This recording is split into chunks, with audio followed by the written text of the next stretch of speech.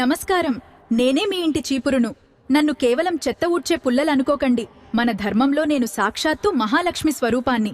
ప్రతిరోజు ఉదయాన్నే మీ ఇంట్లోని దుమ్ముతో పాటు దరిద్రాన్ని బయటికి పంపి పాజిటివ్ ఎనర్జీకి దారి చూపేది నేనే. నన్ను ఇంట్లో ఉంచుకున్నప్పుడు కొన్ని నియమాలు పాటించాలి, లేకపోతే మీ ఇంట్లో దరిద్రం తాండవం చేస్తుంది. అవేంటో తెలుసా? మొదటి నియమం, సూర్యాస్తమయం తర్వాత ఇంట్లో నాతో ఊడ్చకూడదు. అలా చేస్తే సాక్షాత్తు లక్ష్మీదేవిని ఇంట్లోంచి బయటికి గెంటేసినట్లే. రెండవ నియమం, పొరపాటున కూడా నా మీద కాలు వేయకండి, నన్ను తొక్కకండి. అది సిరి సంపదలను డైరెక్ట్గా అవమానించడమే అవుతుంది. మూడవ నియమం, నన్ను ఎప్పుడూ నిలువుగా గోడకు ఆనించి పెట్టకూడదు.